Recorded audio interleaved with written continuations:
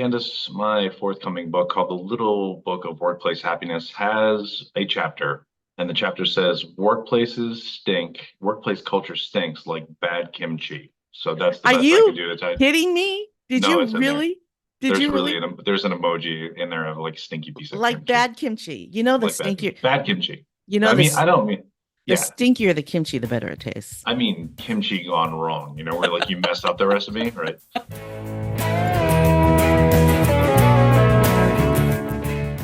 Welcome to Gratitude Geek, the relationship marketing podcast for micropreneurs building genuine, lasting relationships with clients, colleagues, and community. I'm your host, Candace Ridardi, and today I'm joined by the one and only Anthony Poponi. Anthony is the CEO and founder of Focus on the 40, and he is dedicated to reducing individual, workplace, and community suffering. Focused on the 40% of the happiness within our control, he advocates for actively crafting fulfilling lives. Known for his tenacity in pursuing happiness, Anthony delivers impactful presentations combining subject matter expertise with humor. With over 2 decades of experience, he transforms events into memorable experiences. Service oriented, Anthony volunteers for organizations like Boys and Girls Clubs in Bend, Oregon. And outdoors, Anthony can be found snowboarding, playing hockey, or rafting. As Chief Happiness Officer, Anthony inspires joy in workplaces and communities, fostering laughter and a culture worth raving about. Welcome, Anthony. Hi, Candace. How are you? So the last time you were here, it was episode 163, and Okay. this is episode 203. That's 40 episodes, which is 40 weeks, which is, 3/4 of a year. So what have you been And up to? and my business is called Focus on the 40. I mean that there's so much going on there. We're gonna have to go buy lottery tickets. I think so. Either that or plan our domination over the empire. So catch us up. What's been going on the last 40 weeks that you want to catch us up Ooh, on? yeah, last 40 weeks. It was really interesting 40 weeks. For the first time, it's been the highest of highs and some of the lowest of lows, and we can talk about any of that in between too.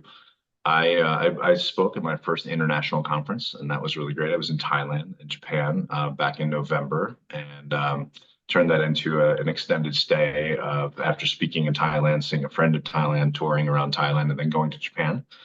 So that was incredible, and real nice to be on a main stage, something like that. That just feels like a little bit of a feather in a cap, a sense of arrival in a different way, and it's playing with New Year's resolutions and trying to come up with. There's one technique about coming up with a word. What's the word that will define 2024? And you look back at 2023 first, and one of the words was arrival. Like feeling like I've arrived at this place. But I think that place of arrival is there's always another tier, another level, if that's what you're aspiring to. And so it feels good to be in this place doing what I'm doing, and I'm curious and intrigued and energized by what might come next. So You brought up a lot. I have questions. bring them on. First I want to talk about word of the year. So last year my word of the year was release. Oh, good. And I just removed all of these. I have half a dozen or so little Okay. postcards that say release on them. Yeah. I have friends that send me postcards. I think we did my coaching clients and I did this activity last year where we talked about our word of the year, and then we sent our word of the year to each other on postcards. Oh, that's This good. activity that we did. So release is really strange.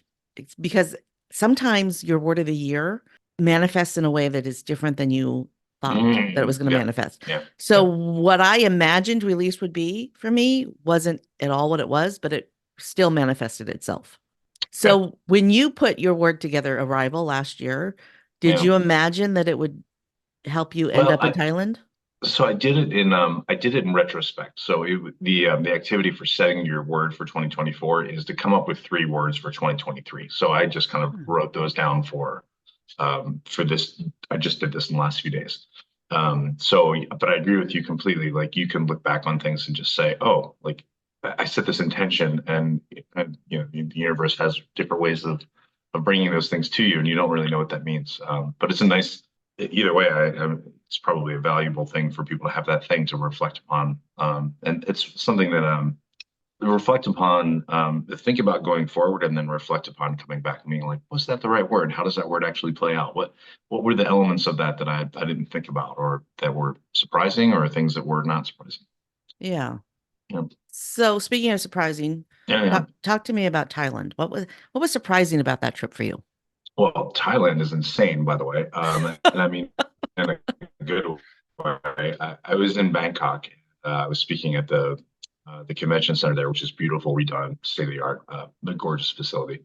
And I had expectations going in of what the audience might be like, and it was people from all throughout Asia. And I was told that they spoke English, but English was their second language. And so I went in concerned about, you can get this vibe from me. I like to speak fast. I'm quick-witted. And so they were like, you're gonna have to slow your pace down. You only have 30 minutes to present. And I was like, oh wow, 30 minutes is me just starting, and so I was worried about that. And I went to the conference. It's an organization called the International Convention and Conference Association, or Convention and Congress. That's what they call their meetings over there, congresses. And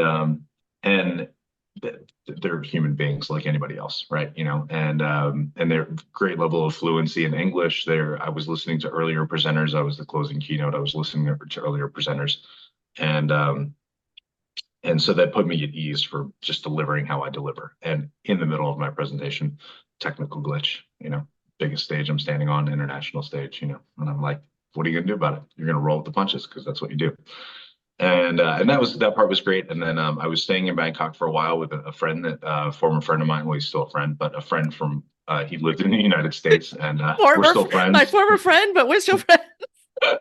That's pretty good. Okay. We were friends before the trip. We are not friends after that. I'm kidding. We're still friends. So it was interesting to see what his life was like and how he patterned his life. And there's a lot of expats that live over there. And then, the people in Thailand are amazing. I highly encourage a cooking class over there. It's not the sort of thing that I would ever do, but normally, and I did it and I loved it. I thought it was just a great exposure that took away this barrier to fear around their food. I have food allergies, and so I have to just be kind of cautious about, what I eat. And that was great. And the Thai people are super, just wonderful, and friendly, kind, sweet, and it was really interesting to go from Thailand. I'll show that here in a sec, but to go from Thailand, tropical, and over to Japan. Japan was I was on the island where Tokyo and Kyoto and Osaka are, and that was cooler weather, different vibe, a little more prescribed feeling, about how things clean, all that sort of stuff. But they were both just great trips. Did you also speak in Japan? No, I did not. That was just purely for Just fun. for fun. Yep. The thing that you just said that was just so interesting to me, because when I think about Asia, I think about 100 different languages. I mean, within China, there's like 4 major languages, right? And so when you are speaking at an event where Asians from the entire Asian continent have come in for the presentations, that the fact that their common language is English is very interesting to me. Yeah. Yeah. Yeah. It was really interesting, and yeah, it was a crazy mix of like sitting across the table. It's not that I've traveled a good enough bit. I've lived overseas a little bit, but it was crazy to just sit at a table with somebody from Singapore and somebody from Denmark and somebody from Scotland and somebody, and somebody from Malaysia, and it was just a fascinating experience. It was very broadening, and it was really good for me to have. That's something that I really have enjoyed about the post-pandemic world. The first time I attended an international virtual conference, I was put into a table. It was a room, a small room, group room, 6 people in the room, and there was someone from Brazil, someone from England, someone from Australia, and it was just really interesting to have a conversation about a topic and the perspective from all the different countries, but really the perspective was everybody had the same perspective, right? It didn't matter that we all came from these different parts of the globe. Yeah. We all had a similar experience. Who calls somebody during? I just got a phone call in the middle of the. It's so rude. Who I can't calls you believe during? that your entire network doesn't know to not call you right Yeah, now. well, you're the most important person in the room right now. Thank you. You're welcome. Okay. So anyway, long story short, I really love the globalism that has happened because of the pandemic. And I'm a homebody, so I like to visit other countries from the comfort of my own office. You should get DoorDash some food from your local Asian culinary Oh, places. I'm Asian, right? No. So I taught my daughter how to make, I'm Korean. I taught my daughter how to make kimchi the Okay, couple yeah, days before Christmas. yeah, So that was a lot of fun. And cool. before I did it, I wanted to make sure I got the salt balance right in the cabbage because you have to salt the cabbage for a Mhm. little bit so that it makes it crispier if you salt the Yeah, cabbage. I don't know the whole thing. So I wanted to make sure I got the salt ratio right because I didn't remember the exact salt ratio. It's 1 cup of if you're ever interested in wanting to know what the salt ratio is, it's 9 tablespoons of salt and 1 cup of water for 2 heads of cabbage. Okay, there. well, I'm probably not going to store that away, but I know how to get in touch with you if I need it. But so I was I watched a couple of YouTube videos, and Korea is not a very big country. Mm. All right. And I make kimchi the way that my grandmother made kimchi, because that's the way my mother made kimchi. And when I ran it by my cousin, it's the way she made kimchi, and she learned how to make it from my grandmother too. And none of the videos that I watched made it the same way that I make it. Really? And so something as basic as fermented cabbage, Yeah, which is just there kind of the were, staple, and right? and we even within the videos, everyone was different. Hmm. And I don't know if my family recipe is as basic as it is because, Korean War, but which is when my grandmother left the country and left my mother. She left my mother in Korea to come to the United States with her American husband after, so my mother came 3 years later. But Oh, and I don't know if it's because the Korean War was going on, actually it was before the Korean War. I don't know if it's because they had, Japan had been occupying Korea for so long, and there just wasn't a lot of resources, and so they made mhm, Korean. They made kimchi very basic, and mhm. nowadays, that you have a lot more wealth, and so people who I don't know if that's the reason, or if it's just regionally the kimchi recipe in that region that my grandmother was from was that basic. But my recipe has 5 ingredients. Every other recipe I watched had more than 10 ingredients. Well, so water, cabbage, salt. What else? What are the other Uh, two? gochujang, which is red chili Okay. peppers, green Yeah. onions, Fermented. Yeah. garlic, Okay. Yeah. and a carrot. I And the grate a carrot. carrot. And Okay. that's and I ran it by my cousin. She also grates a carrot. So, and in the Korean recipes, it's pear. The video It's it's a pear. Korean pear. So the point Oh. of the point of the carrot is to add a little sweetness. And the Yeah. point of the pear, I think, is to keep the cabbage crispy. I don't know. Okay. It's just, everybody's recipes are different. So anyway, that the Um, whole point of that was yeah. Where are we going with that one? the I'm whole curious point about this. Tie this the together. whole point of that was global, regional things that, people are different. You can't everybody's unique. And I think one of the reasons why one of the ways that we become happy, we stay happy, is that we embrace our uniqueness. I don't know. What do you think? Where do we go with it? Was that a good loop? Well, Candace, my forthcoming book called The Little Book of Workplace Happiness has a chapter, and the chapter says workplaces stink, workplace culture stinks like bad kimchi. So that's the Are best I could you do to tell you. kidding me? Did No, you it's in there. really? Did There's you really really? there's an emoji in there of like stinky piece of Like kimchi, bad kimchi? You know the like stinkier bad kimchi. you know I mean, this I don't mean, the yeah, stinkier the kimchi, the better it tastes. I mean kimchi gone wrong. Where like you messed up the recipe, right?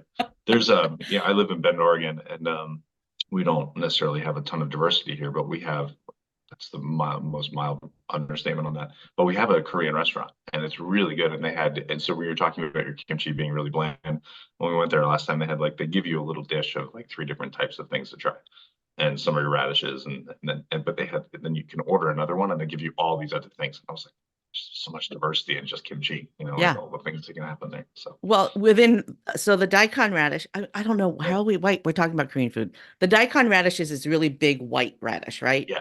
And you can prepare it in a myriad of different ways. Mhm. And I actually one day, I'll find the picture on Facebook. I posted a picture of 3 preparations of the same radish that look completely different from each Mhm. other. Same Mhm. radish, different preparation. Each tastes unique. They're all delicious. So even within one vegetable, you can do very unique things. So why Different. be boring?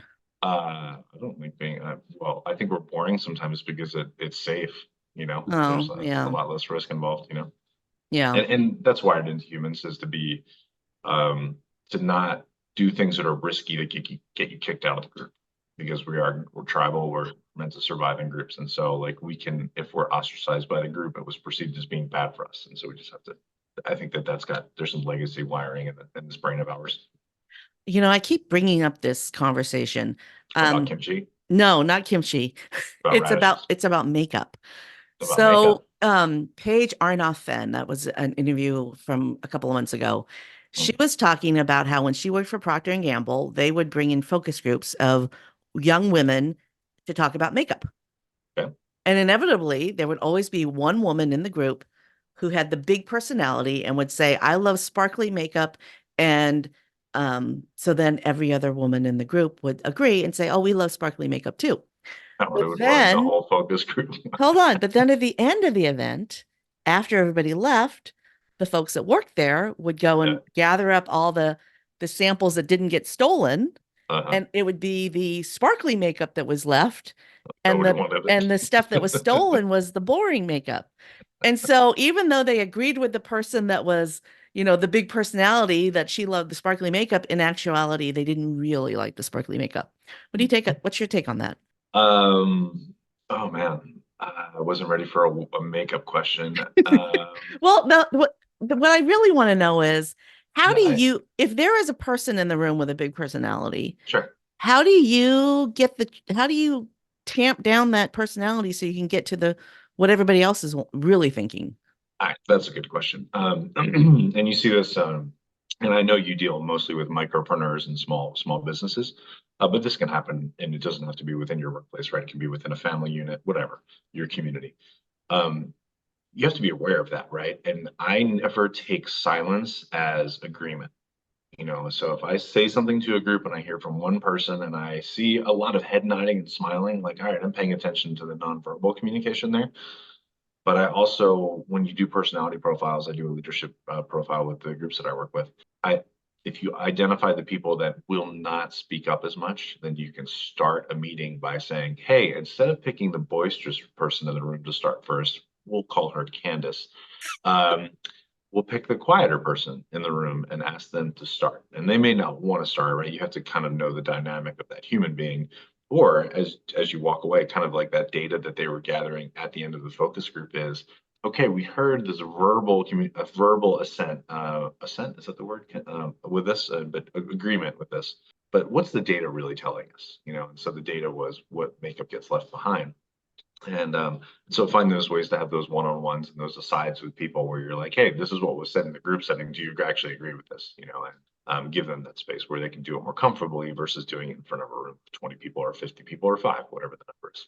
My experience is that the people who are quiet are the ones who actually know what's going on. I mean, they're the ones that are doing the research and figuring things out and finding the flaws. And I don't, the quiet ones are the ones you really need to focus on, in my opinion. But it's been a long time since I've worked in corporate. The dynamics Yeah, could have changed. I don't know about that. I'd be, I think that's painting with a pretty broad brush. And Yeah, just well, because yeah, sometimes somebody says what needs to be said, and you need those people to have that lack of fear to go do that. Um, and sometimes the quiet people are just they're in when I'm in phase is maybe the way I would say it about myself. I'll be the first person to speak up, right? I have no problem doing that because I want to like lubricate a meeting and say I'm willing to share my opinion on something. I also have to be very cognizant of saying, and I'm okay being, but I'm going to tell you what I'm thinking about something and let's beat it up. Let's talk about it, right? And other people, and there's times when I just like I will sit back in a group setting. I'm listening and I'm listening and I'm listening and I'm gathering and I'm gathering and I'm gathering and then I'm connecting dots. I'm connecting dots and then I'm ready to say something, and so I think it really just depends. Yeah. Yeah, I find it very interesting that I made that broad brush statement after talking about how there's so many different diverse ways to do things that I actually yeah. went against my own statements within the same I'm conversation, within I'm minutes of each other. I love pointing out your hypocrisy. Yeah, thanks. You're welcome. Yeah. It's my gift. It's my New Year's resolution is to be meaner to people. Is it really? Okay, I want to talk about New Year's resolutions. As Yeah, a sure. happiness expert, what's your thoughts on New Year's resolutions? Because this is the second week of January. I mean, for Yeah. those listening to the episode when it drops, the second week of January. How many people have already given up on their resolutions? Probably most of them. Yeah, you know, um, I did what, and I'll share this with you in the show notes. I think resolutions are a good thing, and if nothing else, instead of moving through our lives and on in default mode in on running automation, excuse me, I think it's really good to take these times in our lives, and even with your business, if we're talking about business, of like have a reminder and outlook that says work on your business, not at your business, right? It's time for me to step back, to look at the goals I've set, to talk to somebody about I have a business accountability coach, to talk about what I'm doing, talk about where I'm going, to see if I'm holding to the things that I set because I love shiny objects, and then stay the course on the longer term stuff, right? Because for me, I easily can drift amongst things, and it's really important for me to set goals. Some of these things that are goals will not happen overnight. And that's with a New Year's resolution. Like one of my goals is to try to lose some weight, right? Most people want to lose some weight. I know what the patterns are behind why I've gained weight, right? I've been traveling a lot, I've been on the road a lot. A lot of my activity is outdoor based. And so when I'm on the road, it's hard for me to do those outdoor. I can't bring a mountain bike with me. I could bring a mountain bike, but I currently don't. And so what's the pattern shifts there? And if I decide that I'm going to be healthier, part of that is diet, part of that is what you put in yourself, and then part of that is what you do. Well, I can't decide to be healthy today and then be healthier tomorrow, right? Or lose weight tomorrow. That's fine. You have to have the term in positive psychology is called grit. It's the ability to set long-term goals and to hold to them. Yeah. And sometimes, like even with what we talked about at the beginning of the podcast, was what's your word? Your word is release. Okay. Well, how did that show up really differently throughout the course of a year? And that's fine, and even with goals, sometimes you set a goal with really good intentions and it's the wrong goal, right? Yeah. And you just have to be willing to let those go. Now, that doesn't mean letting go just because you're like, I don't really want to do the thing because it's hard. You should probably still do some of those things. But it's honoring the fact that within some of these goals, we can make some quick changes that have impacts on our happiness and our life satisfaction quickly. And then some you just have to hang on to. And I'll put a period on this in a second, is to say that one of the activities that I love to do, and I do it twice a year, it's called Pillars of a Balanced Life. And it's a PDF that I'll give you, I'll put it in the show notes, where you just kind of look at your life in 8 different domains. Two of those domains are related to your financial fitness, and then also your career, satisfaction. But then you look at all the other domains in life and you score it out, and there's scoring on there. And then there's a column on the side that says, put some notes down about why, and I do this, I do it now this time of year.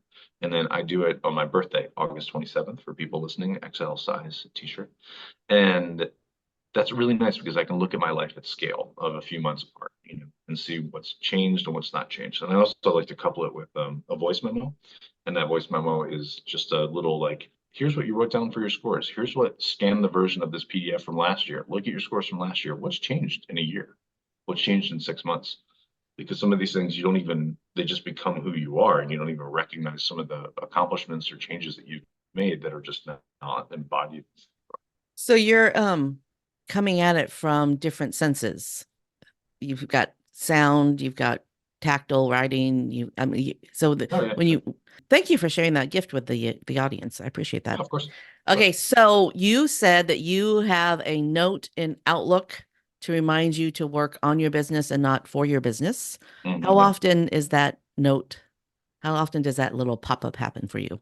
Well, I try to set pops up frequently. I mean, it's a reminder to actually stop and make time and put time on the calendar, because if I don't block time in the calendar, then I just kind of do other stuff. And then I have a quarterly meeting with my business accountability coach. So like right now, what we've done is we've kind of mapped out 2024.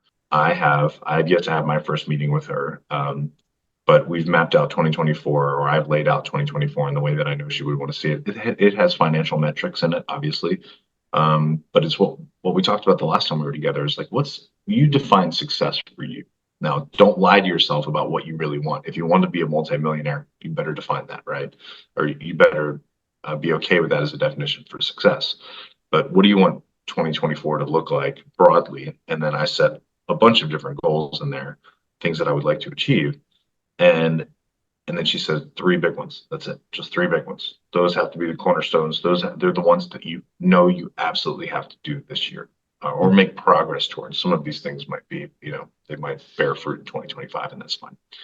What's your original question? How often that note pops up on your calendar? Yeah. So I have like a 3 hour meeting with her once every quarter. And then in between is when I'm paying attention to different things. Like once a month, I'm kind of sitting down and just like stopping, taking a look at that document and remembering like, oh, did I forget one of my big goals? Oh, I haven't. I actually surprised sometimes that I'm like, no, I'm actually working on this. It's just going to take a long time, like publishing a book.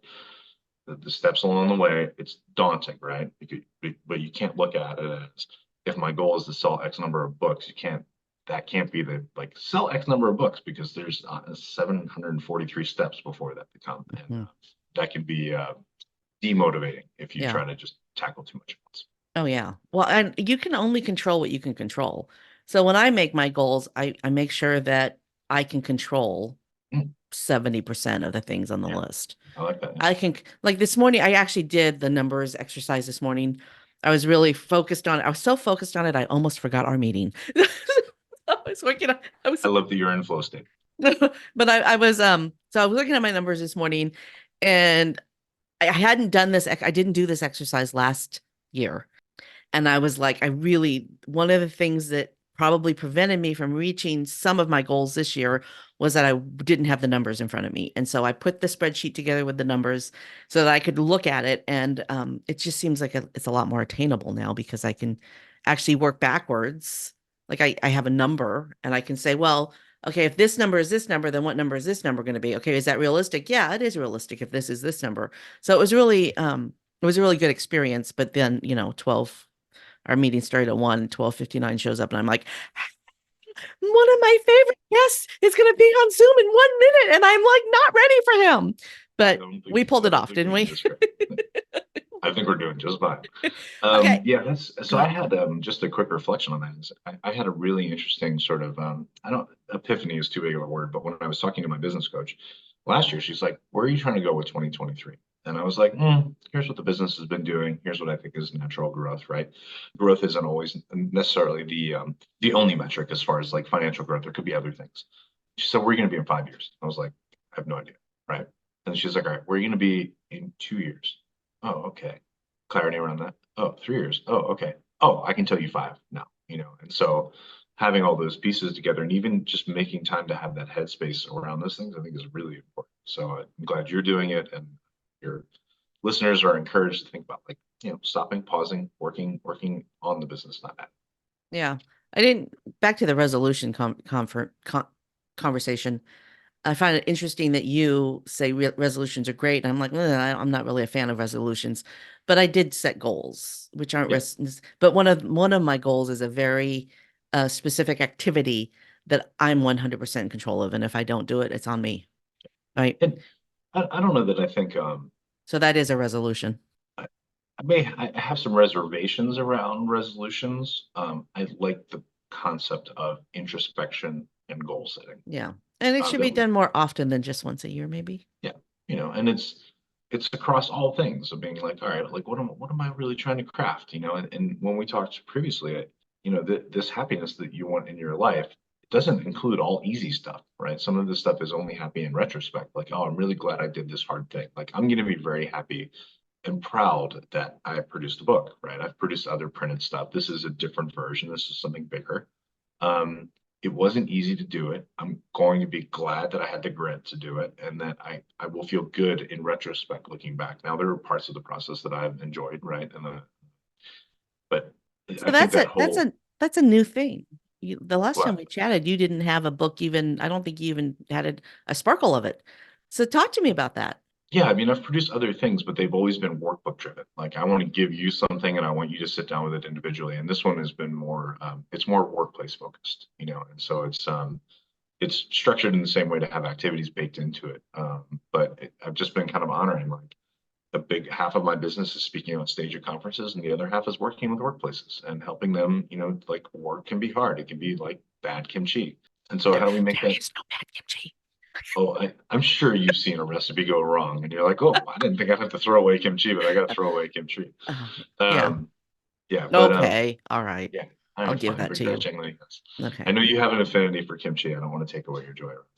Yeah, so so I just was like, well, this is the tool that I think that workplaces need, and And so I just kind of sat down and said, what are the big pain points that I've been working with groups on? And then how do I put this into a resource that's available? And it's called the Little Book of Workplace Happiness, because I don't want it to be this like 250-page tome of a book when it doesn't need to be. When I Yeah. just kind of distill it down, and it's just kind of like, here's what you need to know. Here's an activity to try. Here's what you need to know. Here's an activity to try. 16 insights, 16 actions. Uh, so it's going to be really cool to do that. Do I think that I want to be an author going forward around workplace happiness books? I don't think that that's necessarily something that I want to do, but I certainly think there's memoir type stuff coming in. Not that I think my life is so grandiose that I should be sharing my life story, but I think if anything else, I want to like normalize the experiences of human life and the ups and downs, Yeah. all of the different things. And we talked offline about, talking about, childhood and all those sort of things and what came from that and where we're going, and that we all have these experiences, and that we all have challenges, right? And this whole thing about toxic positivity and all those sort of things, that we just need to be able to honor the fact that life has hard moments. And what you do in those hard moments is what's really defining for who you are. I want to talk about toxic positivity because, wow, that is a real problem. But Yeah. before we do that, I want to talk about Ken Blanchard's Who Moved My Cheese. Do I have the author right on that? Who Moved My Cheese? Do I have the I author? don't know. I know Ken Blanchard, but I I, don't that know. might not be the correct author, but the book Who Moved My Cheese is like 100 pages.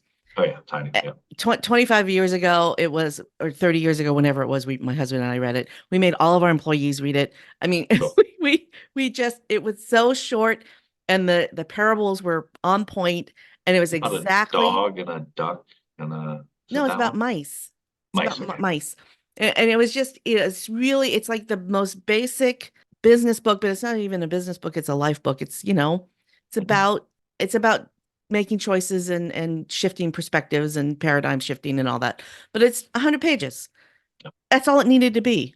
Yep. But sometimes I look at these books that are like 1,000 pages, and I'm like, Yep. wow, the author is really proud of themselves, aren't you? You know, Well, and I think it's the expectation of like, that's what a book is supposed to look like. Some publisher is probably saying that, and I think now that yeah, we have this liberty of having self-publishing, then you can say, all right, I'm going to do this. This is dangerous language. I'm going to do it my way, because I'm not saying my way is the best way. I'm just saying that's the choice I'm making. yeah. So, yeah. So anyway, I think there might be a trend towards shorter books because we don't have long attention spans these Yeah. days.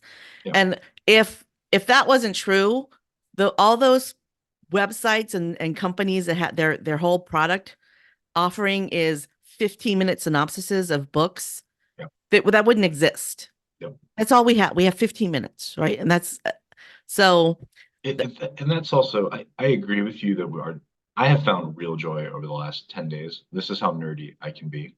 I have found real joy over the last 10 days of sitting down with a book on positive psychology called Tomorrow Mind, written by Martin Seligman and Gabriella.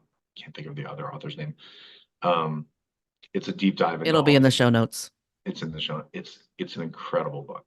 And it takes me a half hour to get through 3 pages, because the whole time I'm annotating it, I'm writing down ideas, I'm carrying stuff over into presentations that I want to add. That's me, and that's also what I need to be doing as a subject matter expert. I'm working on developing my expertise. Other areas, like what I'm trying to do even with my own book, and my own book is to say, you don't need to know all the backstory. I'm just telling you the stuff you need to know. You can start using. Yeah. And if you want to go do the research, go do the research. There's people that stuff. Yeah. So. You know what? If you're finding joy in it, then fabulous. It means that it's exactly what you need. And somebody else might look at it and go, what? So that's, again, back to we're all unique and wonderful. And holy crap, I just choked on my breath. We're all unique. Choking up? No, choking on air. Yeah, choking on air. So, we're all unique and wonderful. And the fact that we can find happiness in unique ways it's wonderful. I love it. Yeah, honor it. I mean, and don't. We talked about fear before and ostracization, right?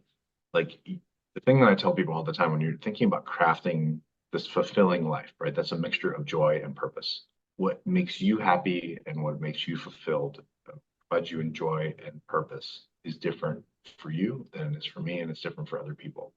Now, that doesn't mean that other people have it right. It doesn't mean that other people have it wrong. Don't go chasing what they have thinking it will give you joy. make sure that you know why you would want something like that, Yeah. right? Or add something to your life or craft your life in a certain way. And the other thing is, don't lie to yourself. Like if they're doing something, like it's not all about money. Money has the ability to make you somewhat happier. That's a very broad brush statement about a lot of research about money. The absence of money can make you miserable. So I'm not telling you like I think for you to be happy, you need to make $1.2 million a year. No, but for you to be happy, you should be able to have the basics in life that provide you for the bottom of Maslow's hierarchy of needs, so that you don't have just fear embedded in everything you do because you're so worried about survival. Like that's what the presence of money can at least provide those things.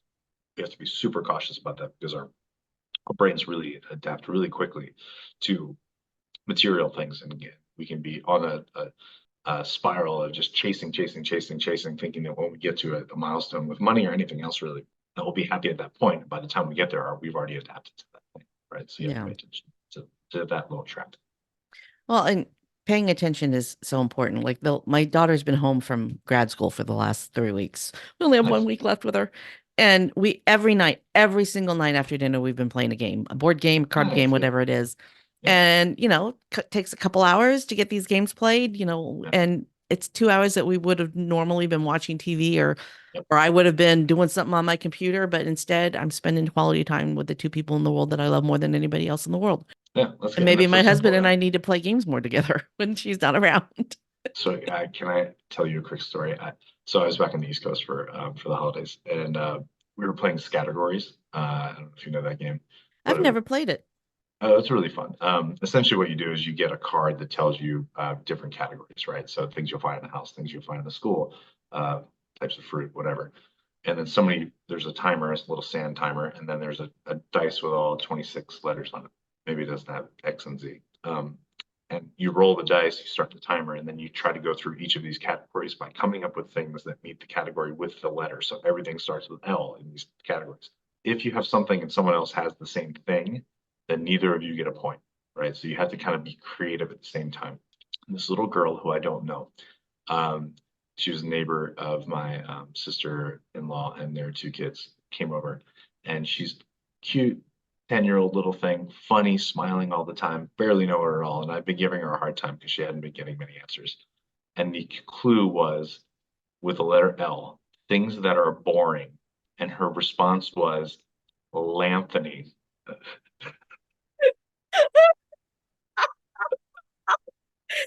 And She the whole taught time you. I was like, oh, you little punk. Like, I was like, oh, here I am feeling bad because I've been like teasing this little kid that I don't know very well. And she dropped that, and the entire room, of course, just like fell out. I mean, it was and I texted her father later, and I was like, that kid, like, tell your daughter I'm still not talking to her because I'm still angry. It was so good, like, I just love that stuff. I hope she understood that you were joking. Oh, she did, yeah. I mean, Okay, she did good. because, she's a pretty grounded kid, but Oh, yeah, We yeah, before Karen. we don't have very much time left. All Let's right, talk good. Go, about go. You're panicking. toxic positive. I'm panicking because I got to the party late and we have to close a little early, so Okay, that's fine. That's I fine. don't get to spend as much time with you this interview as I wanted to. But Right. We're still having quality time. yes, Yeah, toxic toxic positive. positive. I want to tell you a story. All right, So go. I was involved with a company, and the company was all about positively, positive, positive, positive. So much so that they never bothered to share anything negative.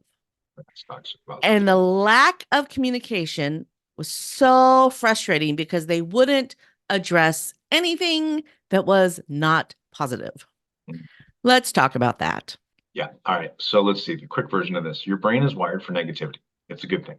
Negativity is what kept your ancestors survived. Us having fear about things that could harm us means that we strategize solutions to prevent the things that could harm us from harming us. Okay.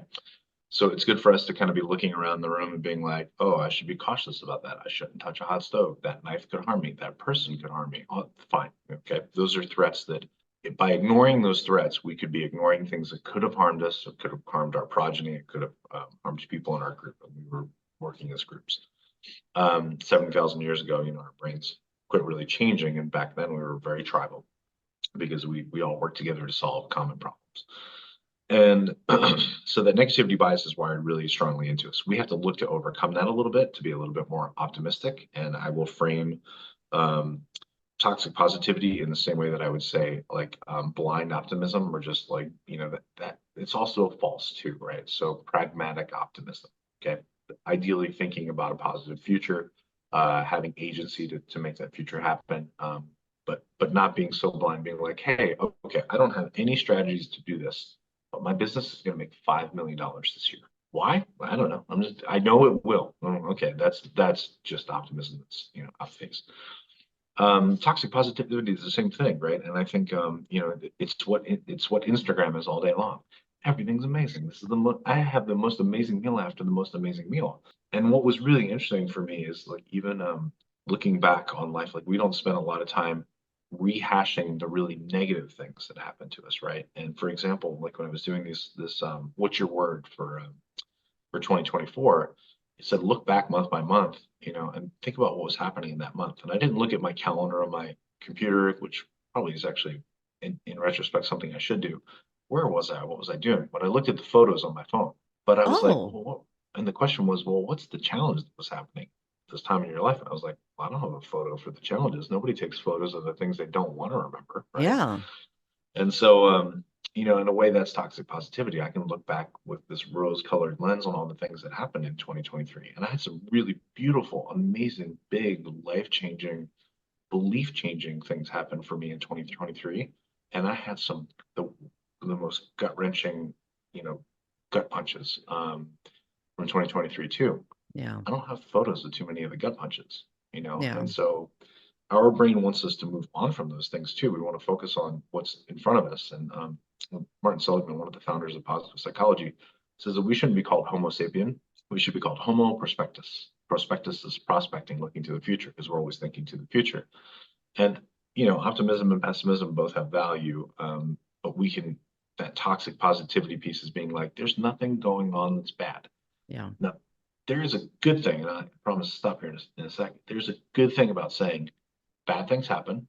We're not going to dwell on those things. We're not going to be lost in toxic negativity, right? Bad things happen, and we can reframe those bad things as lessons to be learned, right? That can come across as toxic positivity.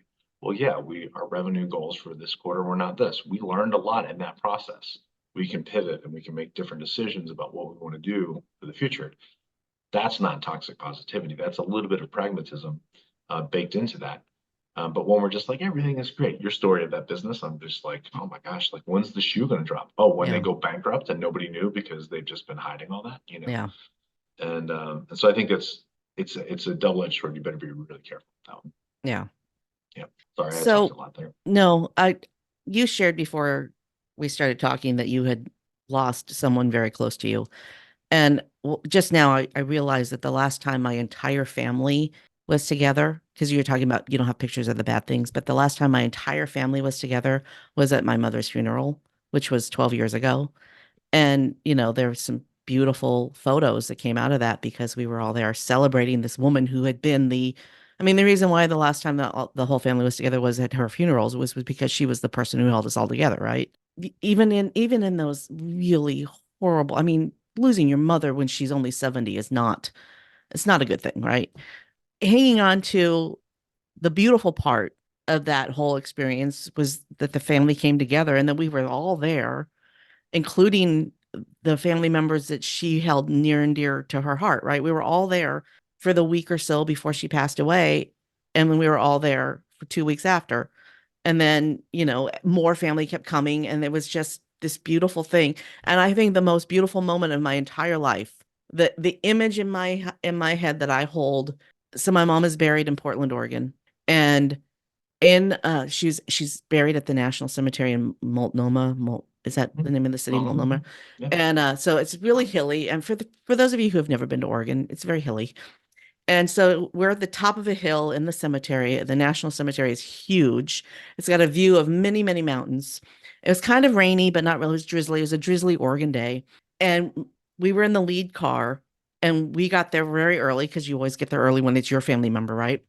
And about 5 minutes before the processional was about to start, I looked behind me. I don't think it was even me. I think it was my older sister. She looked behind me and she said, "Look, everybody turn around." And there were cars for as long as we could see wrapped around this windy little hilly road, in between these trees.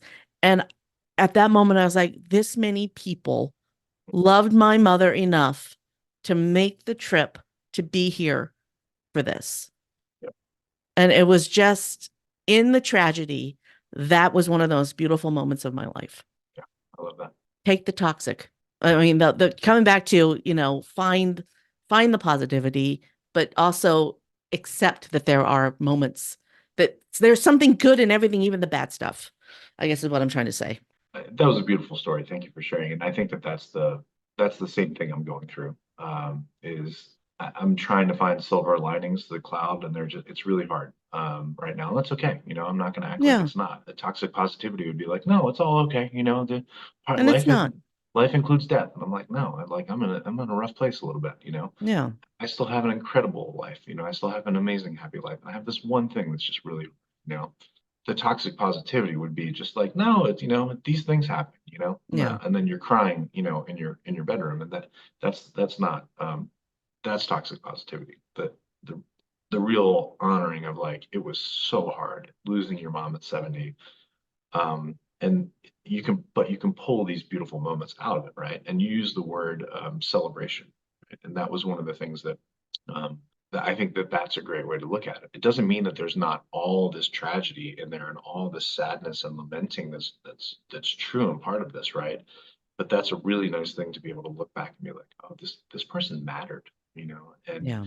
in positive psychology, one of the I frame happiness as kind of like having an x-axis and a y-axis. X is the joy, elation that we think about with happiness.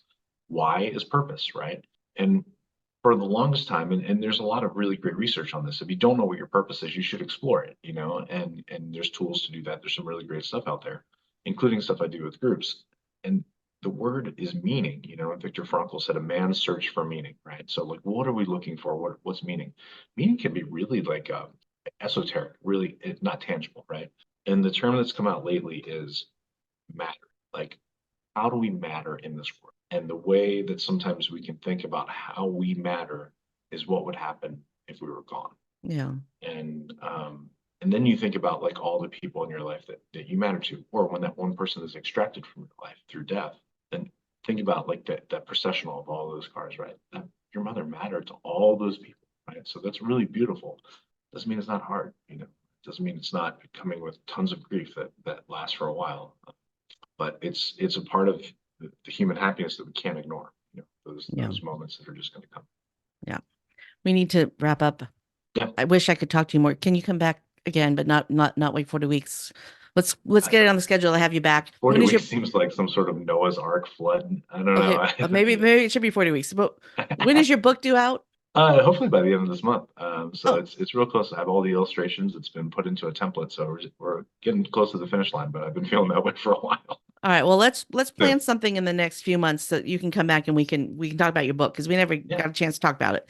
I'll send you a copy of the book, and maybe we can pick something and be really valuable for your audience. That would be really groovy because it's always fun to talk to you. So, Anthony Poponi, this is your moment of gratitude. For whom or what are you most grateful? I am super grateful for my special lady friend, my girlfriend. She calls me her associate, Kara, because I was just ill, and she took wonderful care of me, made beautiful food that kept me sustained, and I am now back on my feet. So I will throw that out to her. Thanks for tuning in to Gratitude Geek, the relationship marketing podcast for micropreneurs building genuine, lasting relationships with clients, colleagues, and community. If you enjoyed this episode, don't forget to subscribe and leave a review on Audible, iTunes, Good Pods, Spotify, or your preferred podcast player. Our theme music is track 14 by Rev Brock and Soul Lily. Make sure to visit gratitudegeek.com for the show notes where you can find links to the resources we've mentioned, including ways to connect with our guest, Anthony Poponi. I've been your host, Kandas and Anthony. Stay groovy, my friends. Stay groovy.